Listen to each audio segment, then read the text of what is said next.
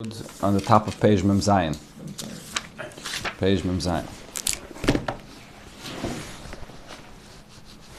So the last point that we learned here in the Maamar on Friday was that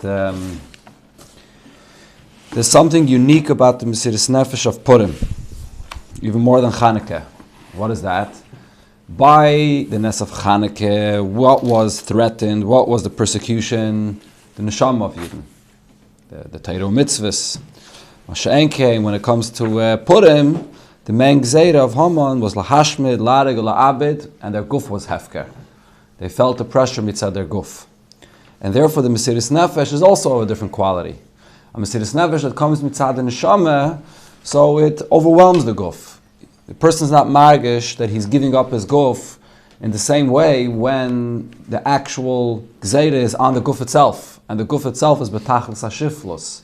And the person has to have the motivation to fight back and put his life directly into danger. The guf which is directly in danger.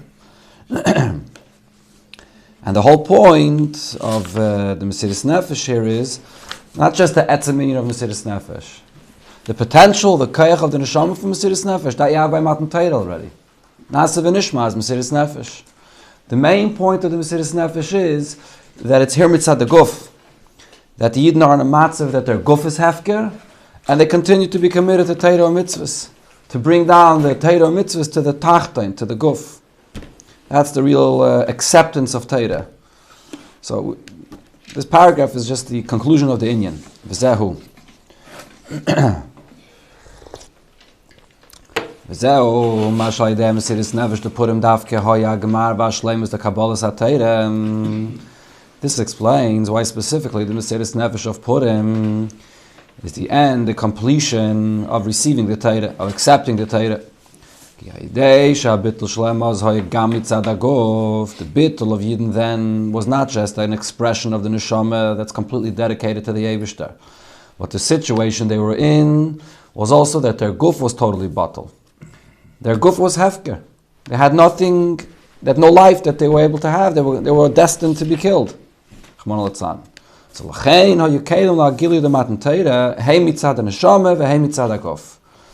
that situation, when they had Mesiras Nefesh, they were a keli both mitzad the neshama and mitzad the guf as well.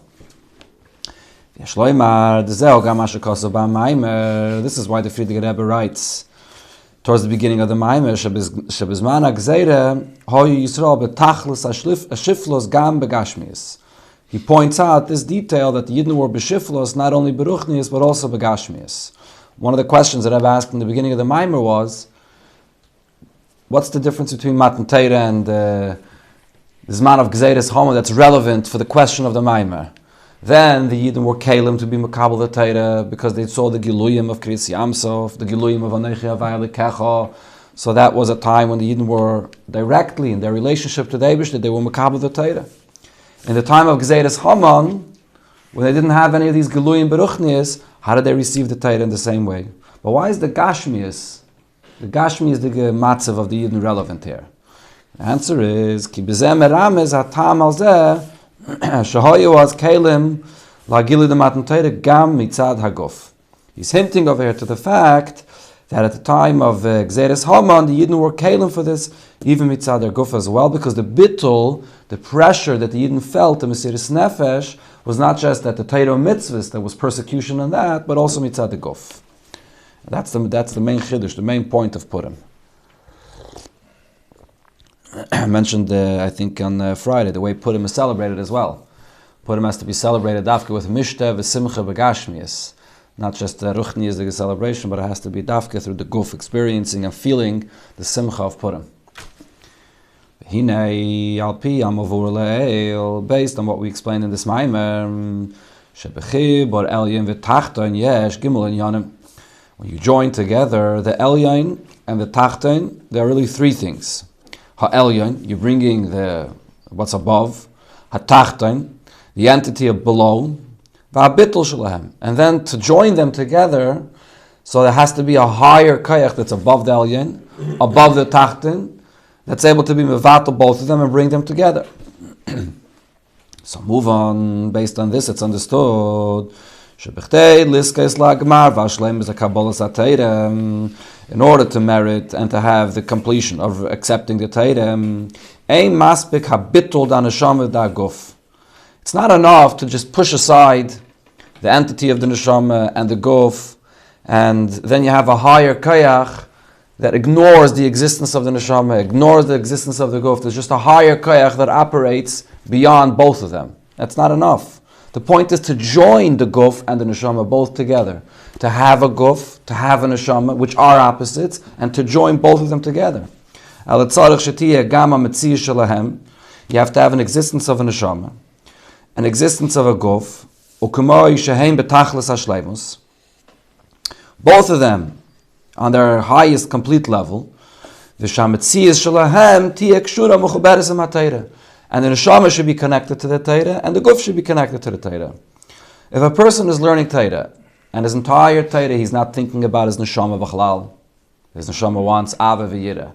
He's not thinking about that. He's not focused on that. His guf wants the stimulation of the seichel of the Torah, or as he said before in the Maamar, maybe the guf wants the guidance, the instructions of the Torah to know how to fulfill the mitzvahs with his guf hagashmi. So both the guf and the neshama have what to take from the Torah. If a person is completely ignoring both of them, he's not thinking about his guf, he's not thinking about his neshama, he's learning Torah with absolute bittul. So then you're not joining together the guf and the neshama. The guf and the neshama are out of the picture. He's learning Torah with absolute bittul. So then how do you have a chibur? There's no chibur of an elyon and a tachton. Right, so the main kavanah is to bring the Torah's sight into the guf, the way it applies to the guf, how it applies to fulfilling Torah mitzvahs to the guf, and how it applies to the neshama. That's the main kavanah here.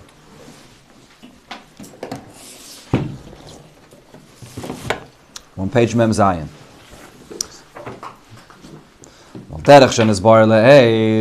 This is similar to what we learned earlier in this Maamar.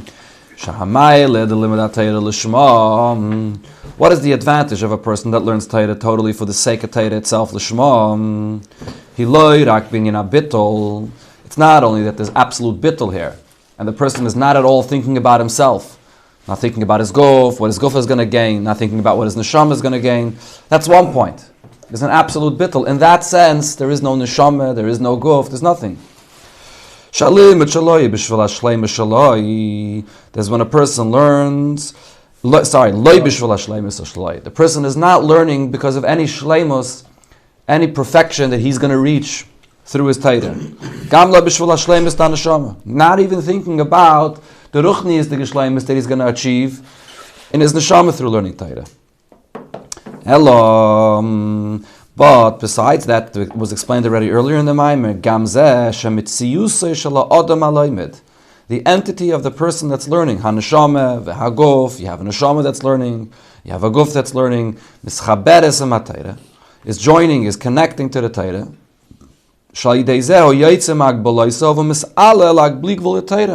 The entity of the person, whatever his entity consists of, it includes his neshama, it includes his guf.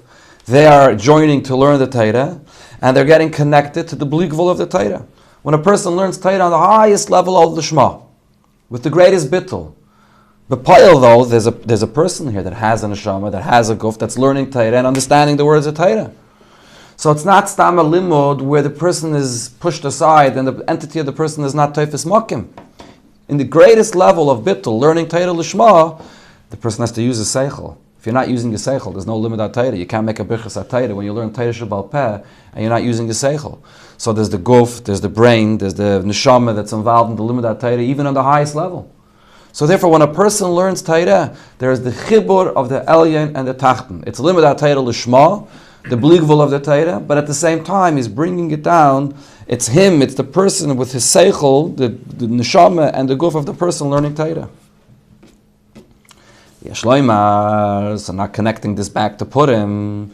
This is what's quoted in the Maamar as well. Who is the one that awakened in Yidden the koyach of Mesiras Nefesh to remain committed to learning Torah, to Yiddishkeit during the Gzeira of Haman? That's Mordechai. Moshe Shebedorei. He is the Moshe in his generation. The level of learning Torah of Mordechai, His Torah is on the highest level. He's the Moshe of his generation, and his Torah is learning Torah on the highest level. So therefore, when Mordechai arouses and awakens Yidden to learn Torah with Mesiris Nefesh, he's the head of the generation, Al Derech Moshe. Just like Moshe Rabbeinu in his times is the head of Klal Yisrael, so Mordechai is the head of his generation. From the head, the energy comes to the rest of the limbs of the body. So Mordechai brought and drew into the Yidden, not just to have absolute bittul to the Eibishter, to learn Torah in the greatest perfection of learning, where the person is dedicated to the Torah fully.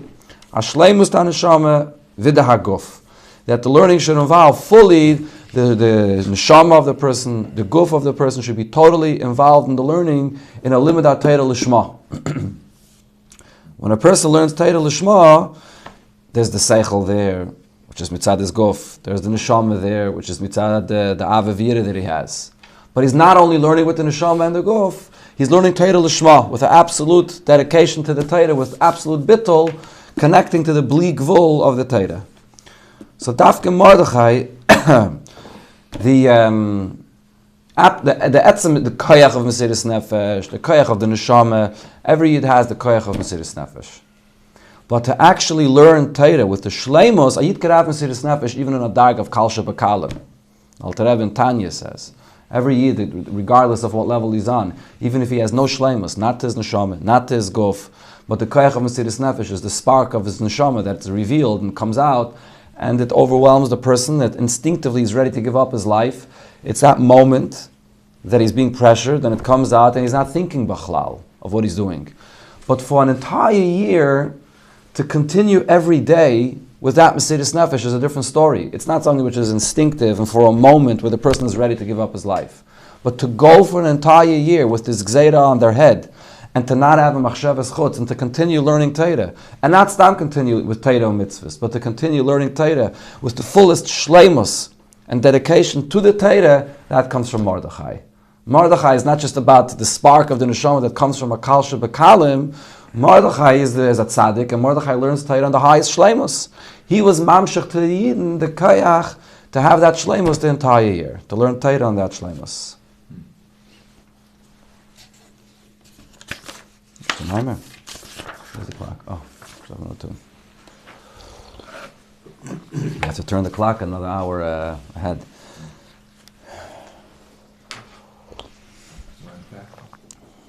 Okay. You'll forgive my voice. There's nothing I can do. Everyone will. Hopefully it's only for today. Tomorrow will be much better. This will explain another detail that the Friediger Rebbe quotes in the Maamar. Mordechai gathered 22,000 children and learnt with them. This mila of learning, that a person is not just learning like a kal shebakalim, person is learning Torah on a high level, both including the mile of his neshama and the mile of his guf, learning the Torah with the fullest shleimos. This This is primarily by children, young children that learn Torah, even more than adults and even more than the greatest tzaddikim that learn Torah, as the Rebbe will explain. Where do you see this shleimos of learning Torah by children? This is understood based on what the Gemara says. The world stands upon the breath, the words that come out of the Tinoike Shel Bisrabam, when the little children are learning Torah. Amalei Rav Papa said to Abaye when he heard this, what's with my learning and your learning? The world does not stand upon our learning, only the learning Torah of the little children. Amalei. So Abaye answered him, you can't compare the children that learn and they have no chet and us that we learn and there is chet. Which is a big pella. We're talking about Rav Papa and Abaye. We're not talking about any individual over here. So Abaye is telling back Rav Papa that the hevel of Torah, the breath and the words of Torah that we learn comes from an individual that has a chet. So the Rebbe addresses this right here. Nagam shalimudat Torah shel Rav Papa v'Abaye hoya bevadai l'shmo b'dargas achinailes. Rav Papa and Abaye most definitely learned Torah and learned Torah l'shmo on the highest level. V'limudat Torah d'tinayka shel bisraban. And on the other hand, contrast that to when children learn. What's the intention that children have when they learn? What's their motivation when they learn? They're learning Torah l'shmo. They're learning because humitzad yiras haratzua. They're learning Torah because they're afraid of a strap, that to get a strap, not to look inside, not to learn. Okay, that wasn't those days. Or today they're learning Torah because whatever other consequences still apply in today's day and age. Not too many. Yeah. So how can you compare the motivation of learning of Rav Papa and Abaye, they're learning Torah for the sake of Torah, totally l'shma, to children that are learning Torah, which is only mitzad yiras haratzua. And still the Gemara says that the world stands upon the hevel tenayka shel bisraban. Afa pikein yet, yesh yisraim v'hevel tenayka shel bisraban. There is an advantage in the learning of the little children. Shal hevel zeh dafka ilam miskayim. This is what the world stands upon, more than the greatest learning of the greatest tzaddikim like Rav Papa and Abaye that are learning Torah l'shma. Abaye was a Rosh Hashiva in Bavel for many, many years. We learned about this in the Gemara. Even before Rava, the Gemara in Brachos, we learned Abaye was the Rosh Hashiva. Only after Abaye passed away, Rava took him over. So what's the pshat that the learning Torah of the greatest sages does not come to the little children that are learning Torah when the teacher has to force them to sit and learn? So the pshat in this is, and this comes as is in Ha'ara 84, the Rebbe's Metzayin, this is a beer of the Mittler Rebbe, in the Sefer Derech Hayim. There are two advantages that little children have naturally that no adult, even the greatest tzaddik, could have. So the first is mitzad nishmasa. Mitzad their neshama. The level of their neshama is on a different level than an adult. Why is that? Little children are closer to godliness. They arrived into this world earlier. They just arrived into this world. A few minutes ago. A few minutes ago, or maybe a few years ago, but definitely much closer than an adult that's here in this world and adapts to the gashmius of this world and is away from his source for a much longer period of time. So that's the mila they have mitzad their neshama. So there's a certain purity in their neshama that children have. And also mitzad the physical body. It hasn't immersed in eating and drinking and other desires of this world for the short period of time that it's here in this world. Even if you have a person that's older and has a skafia and is not about taiva at all and is learning Torah l'shma, but the fact is, the Alter Rebbe says in Tanya, every time a person eats and drinks, there's something that it does to the guf. It's mechazik the guf b'achila shtiyah. So a person that's here in this world for a longer period of time, gashmi is farnem ta'ar, the physical existence of the world, is part of his entity, part of his existence, more than a child that that didn't eat and drink as much. So sai mitzad the guf, sai mitzad the neshama, children are purer. They're more pure. As this idea is explained at length elsewhere in this Maamar of Derech Hayim. In Derech Hayim, the Mittler Rebbe speaks barichas about the gashmius of a person and how it affects you. Everything you do has an impact on the person. It's a very sharp sefer where it tells a person to be careful of his intake. Whatever comes into you defines who you are. It creates your metzias. So the more a person eats and drinks and the taivas of a person changes who the person is. And therefore there's a certain purity with little children that are closer to the ruchnias and haven't yet indulged in gashmis as much as an adult.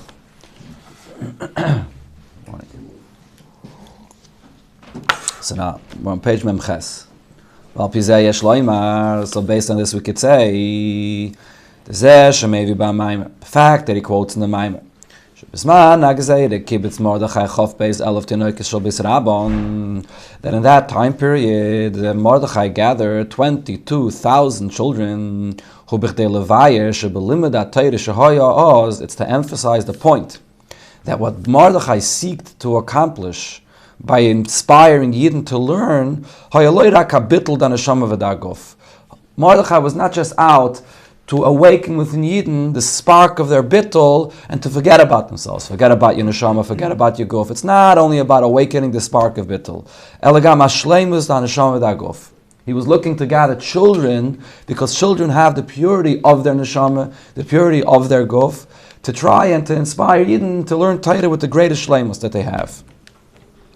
That was what Mordechai was trying to do. So this is benegayah to the children, but also benegayah to all Yidden as well. Elam Shamayl Shamayl Sanashama Dati Noike Shal Beisarabon Eino Shayeches Kolkach Lelimud Atayr Shalahem. The actual learning of the children does not express not the mile of the neshama and not the mile of their guf that they have. Children do possess a certain mile of their neshama, the purity of their neshama, and the purity of their guf more than adults. But in the actual learning itself, they could be learning just because they're afraid of somebody that's going to yiras haritzua, that forces them to sit and learn. They're afraid of the consequence of the punishment, and not because of their neshama that they're learning. By children, you don't have expressed necessarily the bittul of mesiras nefesh as much. It wasn't just the children learning, but who was their teacher? That's also important. Their teacher was Mordechai. When Mordechai was teaching them, he wasn't standing with a strap. He wasn't motivating them like a teacher would, other than Mordechai. He awakened within these children to learn Torah b'mesiras nefesh. So generally, when children learn, the Gemara's statement in Shabbos that the world stands upon hevel tenekah shel bisrabon, that's even when the children are learning with the motivation of children in the regular case, when they're learning mitzad yiras haritzua. But the purity of the actual words that comes out of their mouth, that comes out of their physical bodies and out of their neshama, the energy of their neshama, which is purer, even if they're learning with the motivation, which is on a much lower level, but who they are, the purity they have, so their Torah is on a higher level. But when Mordechai is the teacher, when Mordechai gathers the children to learn Torah, so it's the purity of the children, with the greatest teacher in the world at that time, teaches them Torah. So you have the mesiras nefesh that Mordechai is infusing in them, learning Torah with these little children. That's the greatest mile of Limud Torah. So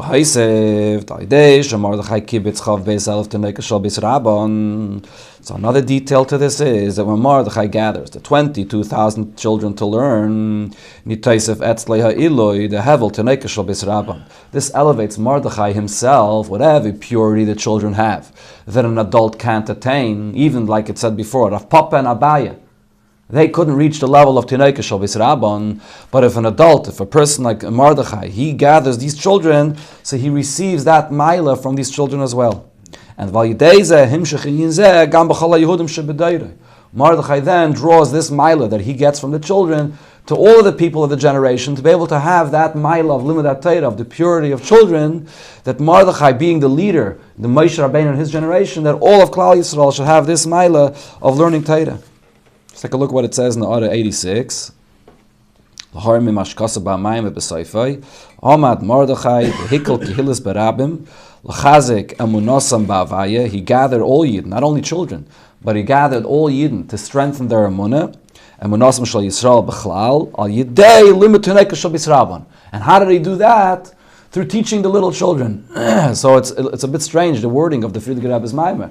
It's like the statement, the sentence doesn't fit. He starts off saying he gathers all Yidden to strengthen their emunah. How? Through gathering the little children. That's a separate thing. Elamai, the point is, by gathering the little children, and Mordechai getting the purity of the little children, he then was able to give over that purity to the rest of Klal Yisrael. This is similar to what Esther said. It says that